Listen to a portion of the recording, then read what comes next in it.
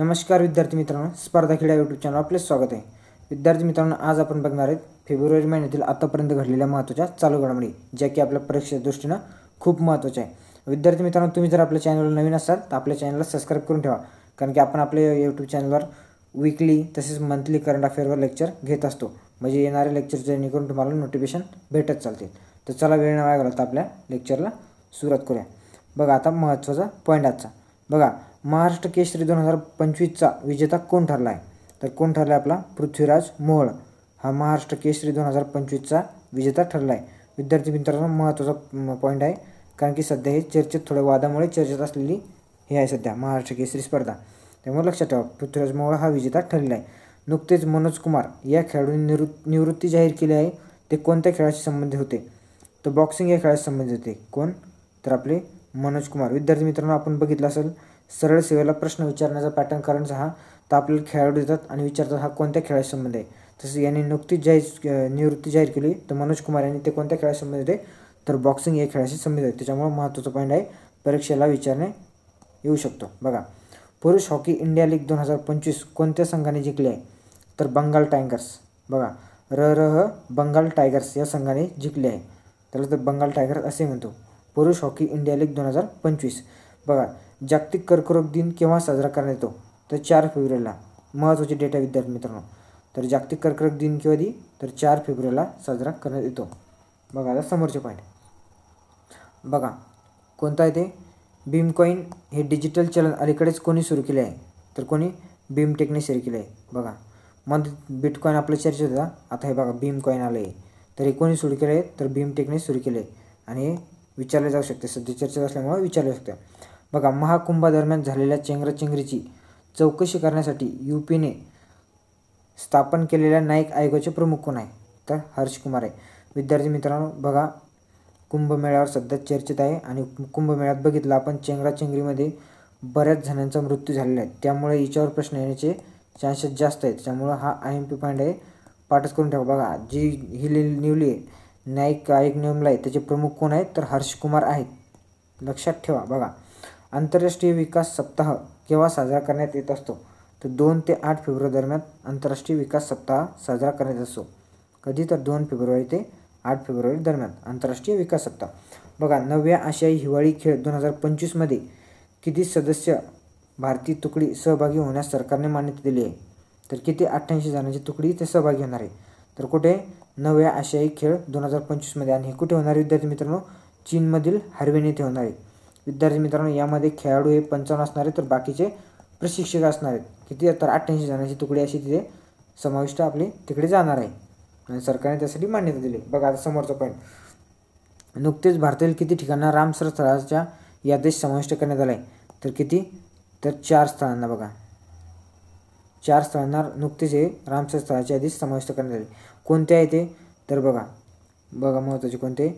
तर उधवा सरोवर हे कुठलं आहे? तर झारखंड येथील आहे.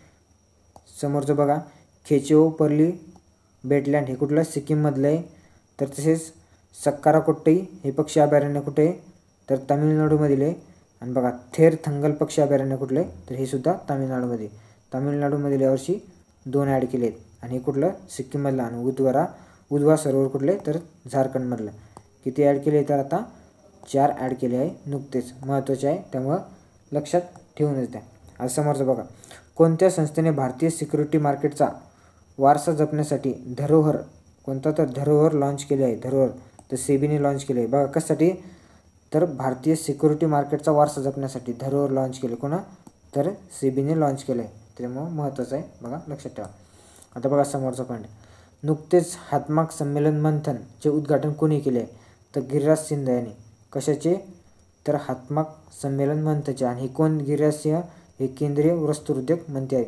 विद्यार्थी मित्रांनो, ही जर PDF तुम्हाला पाहिजे असेल ना, तर डिस्क्रिप्शनमध्ये आपल्या टेलिग्राम चॅनलची लिंक दिली आहे, ती तुम्ही जॉईन करा आणि तिथून ती PDF आपली डाउनलोड करून घ्या. विद्यार्थी मित्रांनो, तुम्हाला परत लेक्चर बघायचं काम नाही. जेव्हा बी तुम्हाला रिव्हिजन करायची असली ना, तर तिथून तुम्ही रिव्हिजन करू शकता. विद्यार्थी मित्रांनो, तसेच चालू घडामोडी 2025 या नावाने आपण एक प्लेलिस्ट चालू केली आहे. बघा, प्लेलिस्ट आहे आपल्या यूट्यूबमध्ये. तिथं विद्यार्थी मित्रांनो, जानेवारीची सुद्धा आपण लेक्चर टाकलेले, वीकली आणि मंथली लेक्चर टाकले जानेवारीची, तिथं ते सुद्धा तुम्ही बघून घ्यायचे आहे. आणि आपल्या चॅनलला सबस्क्राईब करून ठेवायचं, म्हणजे येणारे सुद्धा लेक्चर तुम्हाला भेटत चालतील. चला समोरच्या पॉईंटकडे जाऊ. आता कोणत्या संस्थेने स्वारेल सुपर ॲप लॉन्च केले आहे? तर कोणत्या भारतीय रेल्वेने स्वारेल सुपर ॲप लॉन्च केले आहे? कोणी? तर भारतीय रेल्वेने. सेंटर फॉर रेल्वे इन्फॉर्मेशन सिस्टीमने हे विकसित केले आहे. कोणी? तर सेंट्रल फॉर रेल्वे इन्फॉर्मेशन सिस्टीमने हे विकसित केले आहे. त्यामुळे महत्त्वाचे पॉईंट आहेत दोन्ही, पण हे लक्षात ठेवून घ्या. तर कोणता ॲप आहे? स्वारेल. कोणी चालू केलं आहे? आपल्या भारतीय रेल्वेने. आणि कोणी विकसित केले? Centre for railway information system. तर चला जाऊया समोरच्या पॉईंटकडे. बघा, आर्थिक सर्वेक्षण 2024-25मध्ये कोणत्या क्षेत्राला ओल्ड वॉर हॉर्स, तर ओल्ड वॉर हॉर्स असे संबोधण्यात आले? तर सेवा क्षेत्राला संबोधले विद्यार्थी मित्रांनो. बघा, आणि का संबोधलं गेलं? तर गेल्या दशकात सेवा क्षेत्राची वाढ प्रत्येक वर्षी 6% जास्त आहे. किती? तर दरवर्षी किती? 6% जास्त आहे दशकात, गेल्या दशकात. त्याच्यामुळे महत्त्वाचं पॉईंट आहे, लक्षात ठेवा. बघा, लोसर महोत्सव कोणत्या ठिकाणी साजरा केला जातो?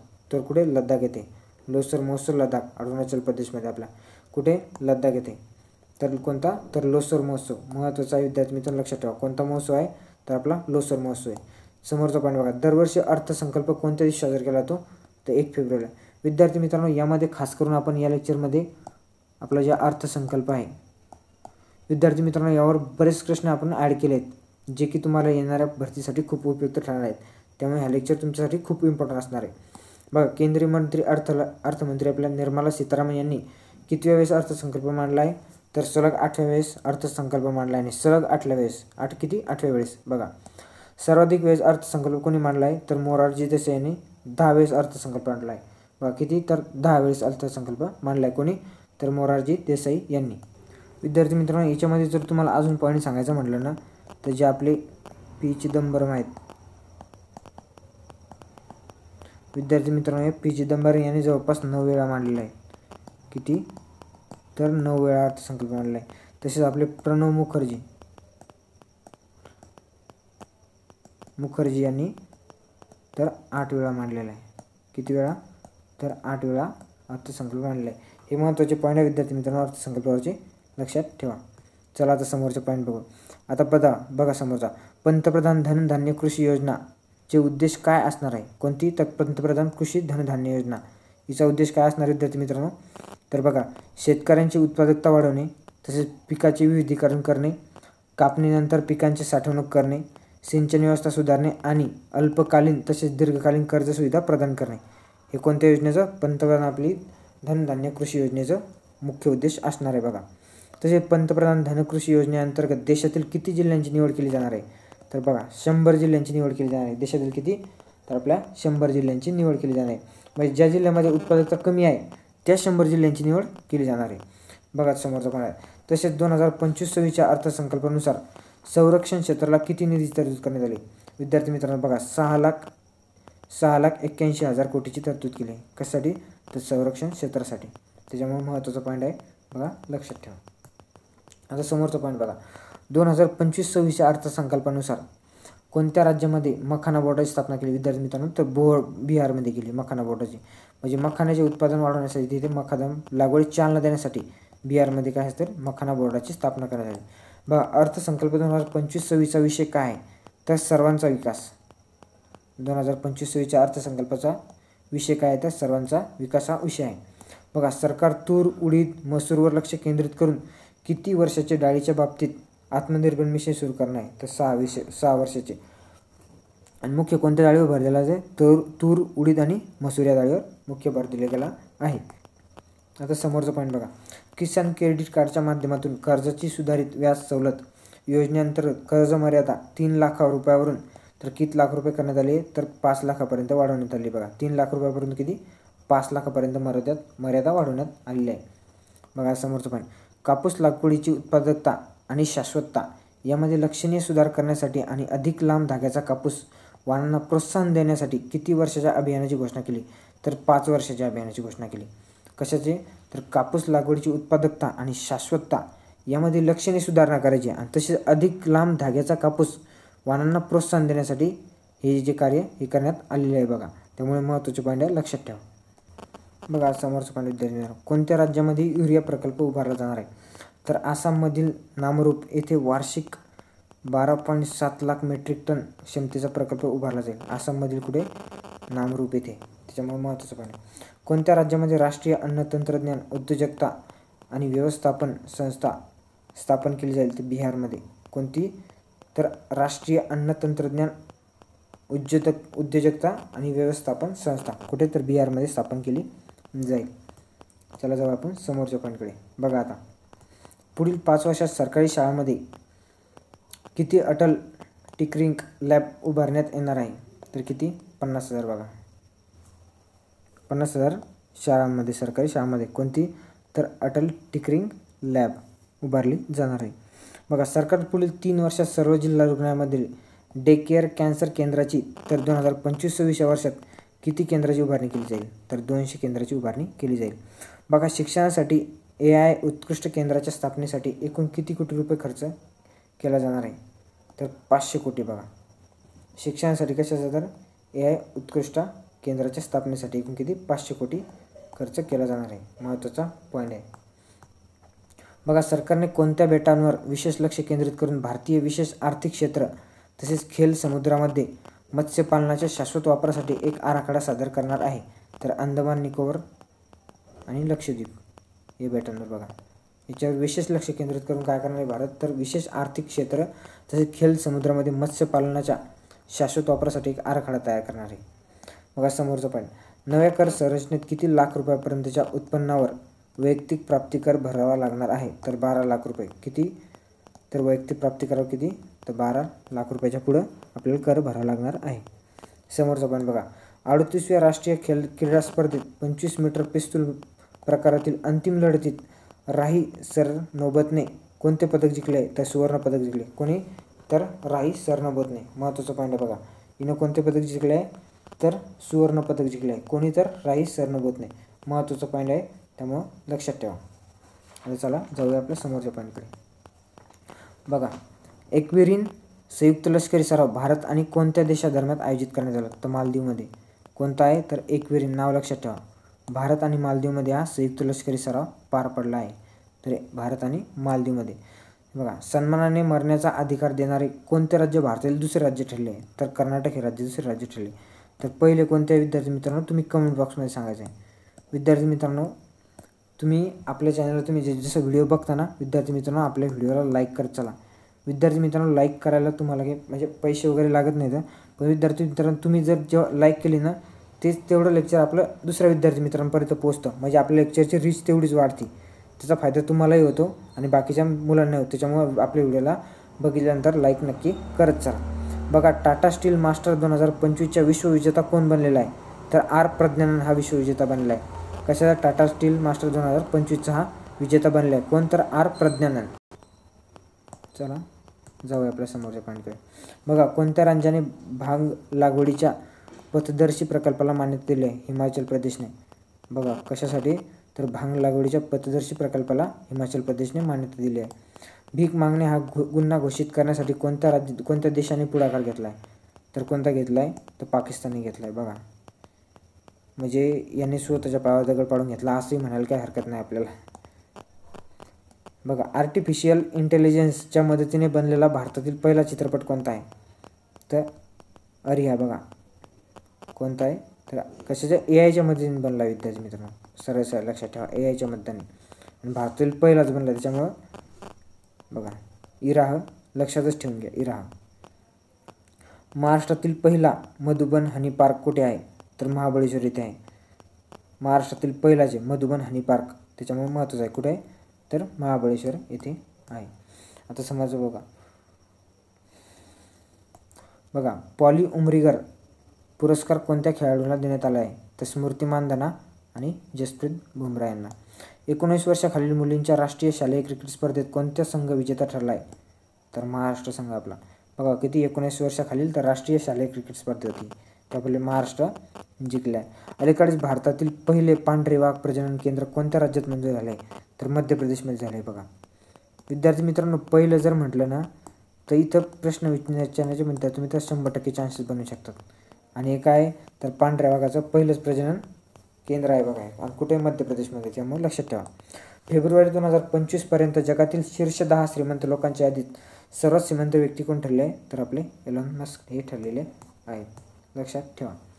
बघा, ज्ञान भारत मिशनचा मुख्य उद्देश काय, तर 1 कोटी हस्तलिखितांचे संवर्धन आणि दस्तऐवजीकरण हा ज्ञान भारत मिशनचा मुख्य उद्देश आहे.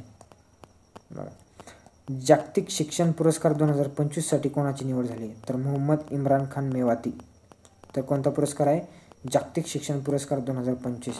विद्यार्थी मित्रांनो, येणाऱ्या सरळ सेवा भरतीमध्ये हा प्रश्न 100% कुठे ना कुठे विचारला जाणार, म्हणजे विचारला जाणार. जागतिक शिक्षण पुरस्कार 2025साठी कोणाची, तर मोहम्मद इम्रान खान यांची मेवाती यांची निवड झालेली आहे. बघा, बार्ट डी व्हेब्रे यांना कोणत्या देशाच्या पंतप्रधानपदी नियुक्ती करण्यात, तर बेल्जियमच्या. कोणते, बार्ट डी व्हेब्रे हे बघा, यांचं नाव लक्षात ठेवा. कोणत्या बँकेने इंडियन बँक असोसिएशनद्वारे बँकिंग तंत्रज्ञानातील उत्कृष्टतेसाठी 6 पुरस्कार जिंकले आहे, तर कोणत्या, कर्नाटक बँकेने, लक्षात ठेवा, कर्नाटक बँक. बघा, आता कोणी वर्ल्ड पिकल बॉल लीगचा पहिला हंगाम जिंकला आहे, तर कोणी, बेंगळुरू जवानांनी. कोणता, तर कोणी वर्ल्ड पिकल बॉलचा पहिला हंगाम जिंकला आहे, बेंगळुरू जवानांनी. बघा, माउंट तारानाकी यांना कोणत्या देशाने मध्ये कायदेशीर व्यक्ती म्हणून ओळखले जाते, कोण, तर माउंट तारानाकी यांना. तर न्यूझीलंडमध्ये यांना काय, तर कायदेशीर व्यक्ती म्हणून ओळखले जाते. बघा, भारतीय अमेरिकन गायिका आणि उद्योजक चंद्रिका टंडन यांना कोणत्या अल्बमसाठी ग्रॅमी पुरस्कार मिळाला आहे. विद्यार्थी मित्रांनो, ग्रॅमी पुरस्कार आहे, महत्त्वाचा आहे, कारण की ग्रॅमी पुरस्कार 100% प्रश्न विचारला होतो. तर त्रिवेणी या अल्बमसाठी आपल्याला कोणता ग्रॅमी पुरस्कार भेटला, कोणता, तर चंद्रिका टंडन यांना. यांचं नाव लक्षात ठेवा, कोणता पुरस्कार भेटला ते लक्षात ठेवा, आणि कोणत्या अल्बमसाठी भेटला ते सुद्धा लक्षात ठेवा. बघा, नुकतेच पुरुष हॉकी इंडिया लीग 2025चे आयोजन कुठे करण्यात आले होते, तर भारत येथे आयोजन करण्यात आले होते. समोरचं पण बघा, नुकतेच विश्व पुस्तक मेळ्याचे आयोजन, मिस्टेक झाली थोडी टायपिंग, मेळ्याचे आयोजन कुठे करण्यात आले, तर नवी दिल्ली येथे करण्यात आले, विश्व पुस्तक मेळ्याचे आयोजन. बरं का, ग्रामीण क्रिकेट लीग सुरू करणाऱ्या देशातील पहिले राज्य कोणते ठरले, तर बिहार ठरले. यांनी काय, तर ग्रामीण क्रिकेट लीग सुरू केले. नुकतेच जागतिक कर्करोग दिवस कधी आपण बघितलं, 4 February. International big cat alliance सुरुवात कोणत्या देशाने केली, आता ती आंतरराष्ट्रीय म्हणजे सरकारी संस्था म्हणून स्थापन झाली, तर भारताने. बिग कॅट अलायन्सची सुरुवात कोणी केली, तर आपल्या भारताने. आता ती काय, तर आंतर सरकारी संस्था म्हणून स्थापन झाली. बिग कॅट अलायन्स आपल्या भारताची स्थापना म्हणजे सुरुवात केली होती. विद्यार्थी मित्रांनो, हे आजचं आपण फेब्रुवारी, विद्यार्थी मित्रांनो आपण फेब्रुवारीचे वीकली तसेच मंथली करंट अफेअर बघणार आहे. आतापर्यंत आपण अर्थसंकल्पावरचे सुद्धा खूप महत्त्वाचे प्रश्न बघितले. विद्यार्थी मित्रांनो, तुम्हाला अर्थसंकल्पावरचे मी काही महत्त्वाचे पॉईंट्स सांगतो, ते तुम्ही नोट डाऊन करायचे आहे किंवा समजा लिहून घ्यायचे आहेत. तर बघा विद्यार्थी, भारताचा पहिला अर्थसंकल्प कधी सादर करण्यात आला, विद्यार्थी मित्रांनो, एकच मिनिट. आपल्या भारताचा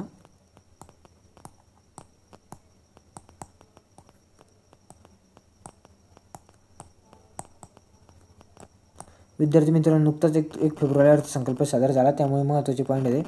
तर कधी, 7 एप्रिल 1860ला हा आपल्या भारताचा पहिला अर्थसंकल्प सादर झाला होता, विद्यार्थी मित्रांनो. आणि कोणी सादर केला होता, तर आपले जेम्स विल्सन यांनी सादर केला होता.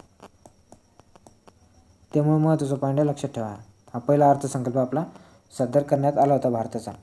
आणि स्वतंत्र भारताचा जर विचारला आपल्याला, की समजा स्वतंत्र भारताचा पहिला, तर विद्यार्थी मित्रांनो तो कधी सादर करण्यात आला होता, आपला 20 नोव्हेंबर 1947ला. विद्यार्थी मित्रांनो,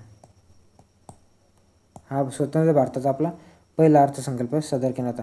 आणि हा कोणी सादर केला, विद्यार्थी मित्रांनो, तर आपला जॉन मथाई, लक्षात ठेवा.